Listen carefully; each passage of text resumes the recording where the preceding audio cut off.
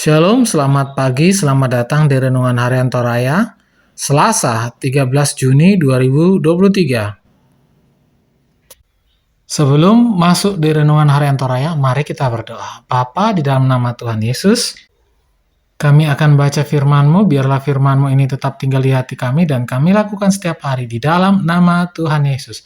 Haleluya, amin. Pembacaan terdapat pada Markus 7 ayat 1 sampai 22.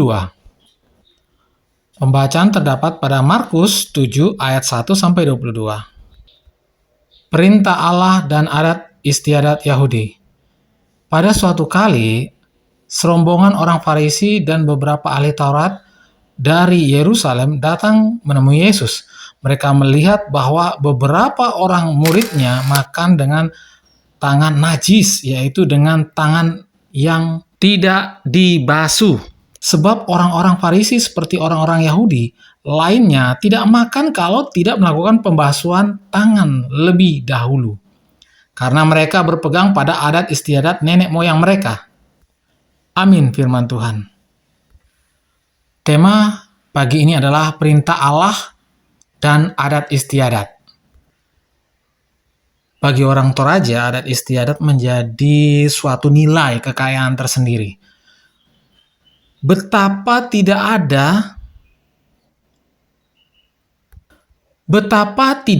adat istiadat itu menjadi menarik bagi wisatawan lokal maupun asing untuk berkunjung ke Toraja. Namun masih ada banyak diskusi seputar hubungan Injil dan adat istiadat.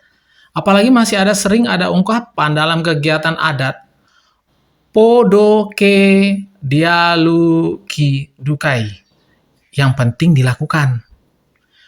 Bahwa ibadah seakan-akan hanya mendukung saja dan identitas acara, bahwa acara yang dilakukan adalah acara orang Kristen.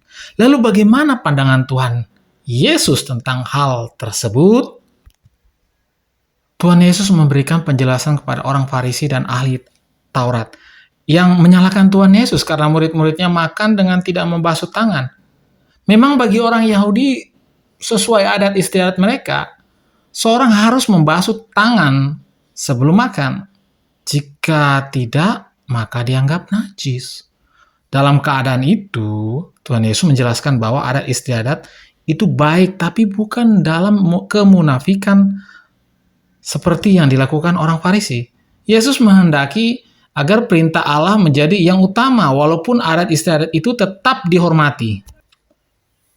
Yang dimaksud bahwa nilai yang harus menggerakkan kita adalah perintah Allah, bukan adat istiadat yang hanya berisi kebiasaan yang dibuat oleh manusia. Demikian pula dalam kehidupan kita, khususnya sebagai orang Toraja, seringkali lebih menonjolkan perhatian kita pada adat istiadat. Urusan adat lebih mengikat dan menjadi keharusan untuk dilakukan. Sementara perintah Allah seperti pelaksanaan ibadah pada acara Rambu Solo atau Rambu Tuka yang seharusnya menjadi inti kegiatan justru hanya sebagai pelengkap saja.